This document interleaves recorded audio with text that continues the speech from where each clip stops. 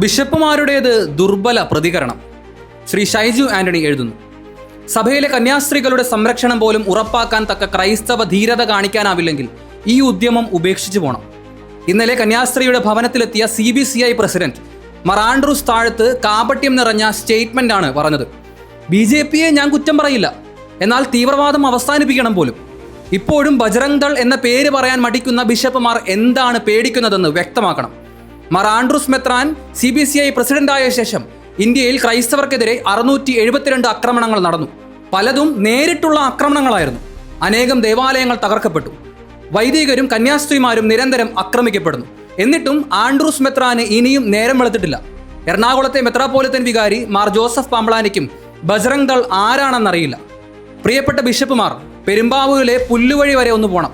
Sister റാണി മരിയയെ കുത്തിക്കൊലപ്പെടുത്തിയ സംഘടനയുടെ പേരാണ് ബജ്റംഗ് ദൾ. അത് BJPയുടെ പോഷക സംഘടനയാണ്.